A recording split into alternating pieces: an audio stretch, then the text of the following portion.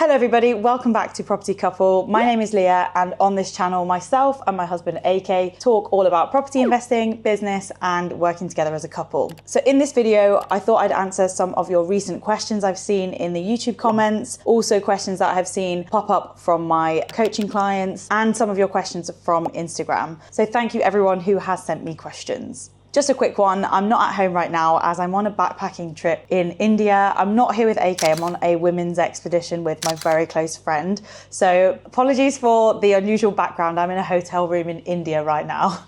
I know that's so random. And if you wanted to find out more about that, you can follow me over on my Instagram at Leah Hats, where I'm posting daily stories.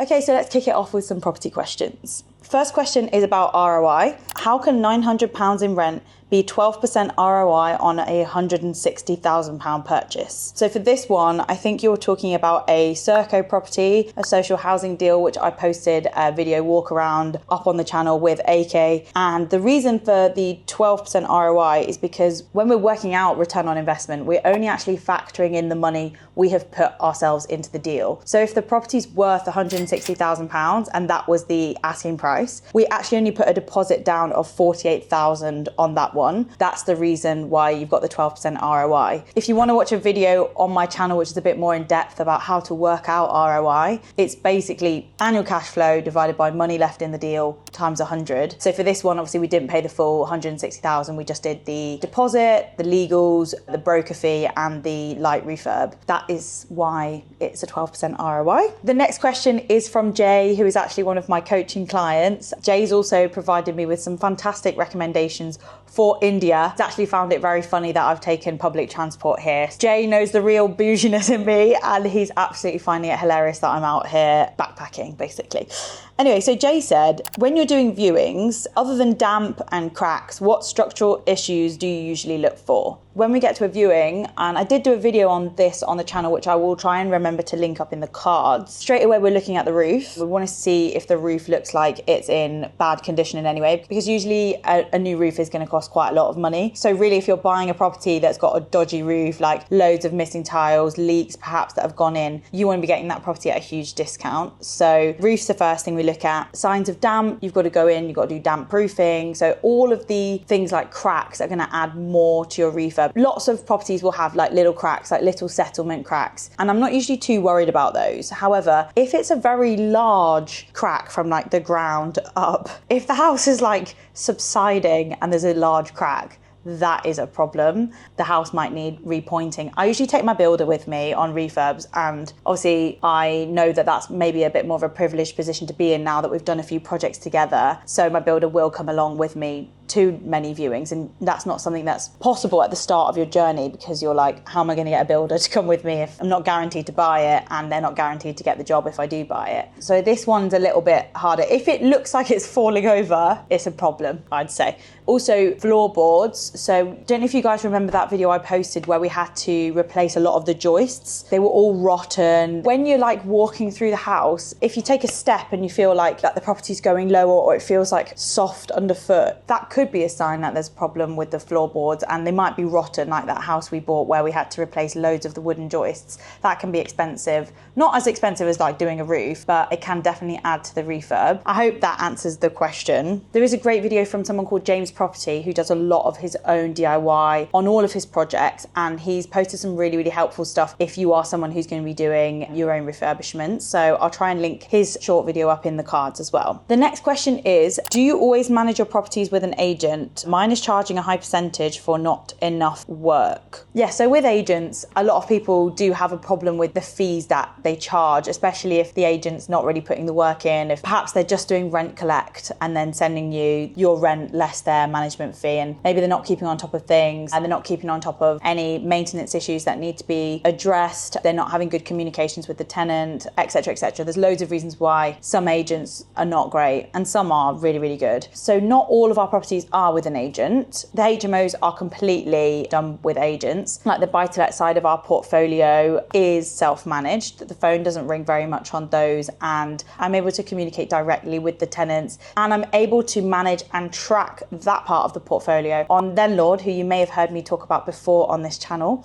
Landlord are an all-in-one platform that allow you to analyze, source deals, manage your portfolio, track your cash flow. It's like an all-in-one everything. I have been using them for a while now to keep track of the portfolio. Even though the HMOs are not self-managed with us, I also include them on the Landlord platform because essentially the final responsibility for everything that you do as a landlord does come down to you. So if any of my agents did forget that a certain certificate was due for renewal, I would get notified anyway, because all of our properties are tracked on the Landlord platform. So I get lovely notifications every time something is due. So I do use Landlord for that, and I would highly recommend their platform if you guys are looking for an all-in-one place where you can analyze deals, manage your existing portfolio, even if you're just starting out. It's really, really great. The source and analyze features are great on there. So we have teamed up with Landlord to offer you access to their premium features by signing up using my link in the description. Now on to the next question. Can I get a bridging loan through a holding company? So that actually might be another question for Landlord, because they do bridging finance on the platform too, and you can get a decision in as quick as 5 days. But just speaking from my own experience, obviously I'm not a broker, so maybe cross-check with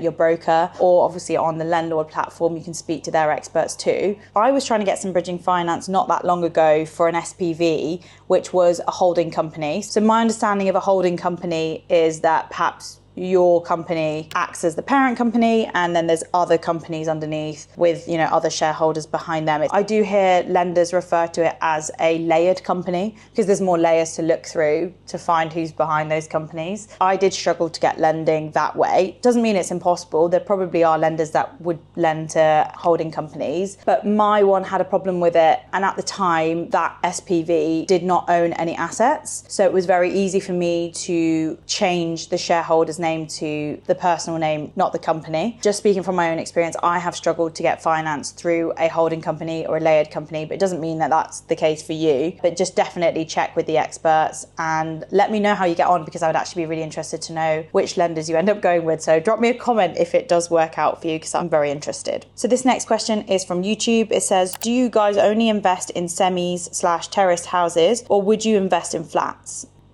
We don't own flats in our portfolio, but I would feel a lot more confident buying flats now that we are more experienced. So when we started 4 or 5 years ago, we just did what we were told. We just bought freehold. I'm not scared of leasehold at all, but at the beginning, it's just not something we wanted to experiment with. Obviously, you've got to be aware of the remaining years on the leasehold. As many of you guys will know, sometimes harder to get lending when there's less than 80 years left on a lease. There's also ground rent is subject to increases, which will be written about in the lease agreement, and that all feels a little bit out of your control, as well as with a lease potentially coming to an end, how much a lease renewal would be. Obviously with flats, you own the leasehold and not the freehold. Sometimes that's not all the case. You can buy a leasehold and you can also be a partial owner of a freehold, where more than one person owns a share of the freehold and you share it. But yeah, as a leaseholder, you don't own the ground that the flat is built on, the freehold. I think that's as close to the legal term as I'm going to be able to explain it as. Yeah, you just got to be aware of that you know what you're buying and stuff, and you know what you're doing. So we didn't do that at the beginning because it just all felt like a little bit too much when we started out in property investing, but I'm certainly not afraid of buying flats now. In fact, we're looking at a block of flats at the minute, and when deals come into my inbox that are for flats, I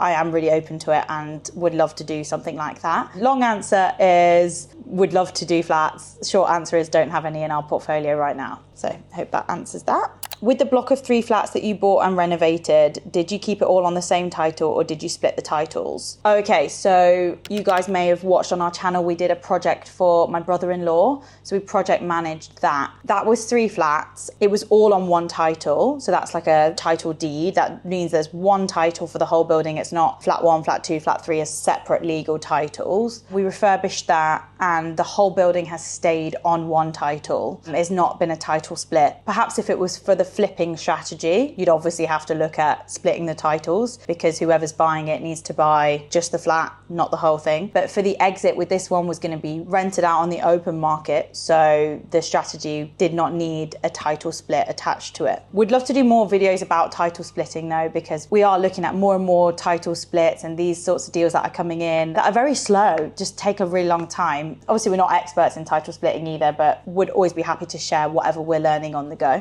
When you're buying, do you always do a refurbishment to improve the property or do you let it sit as it is? So at the beginning, me and AK would always only buy things that needed refurbishment doing to them. And that's kind of what they tell you, right? Buy, renovate it, refinance it, rent it out. So we sort of followed that blueprint. But nowadays, I'm obviously seeing more and more stuff come in and I'm helping people who I'm coaching with the sort of turnkey strategy where you're buying an up and running asset that's already got tenants inside it and perhaps adding value in different ways. So if you see something that you can buy where you're pretty certain that the rents are really low compared to market rent in the area, buying it and then pushing the rents to market rent upon completion and things like that. So it's not like you have to add value by refurbishing it. There's other ways to add value. And I'm not closed off to buying things that are already up and running, like up and running assets. In fact, a lot of the HMO stuff that I'm seeing now is retiring landlords that are selling off parts of their portfolio. It doesn't feel like there's that many properties left, especially with like Article 4 coming in many new places. It doesn't feel like there's a lot of places left where you can get in and do the kind of refurbs that we were doing a couple of years ago.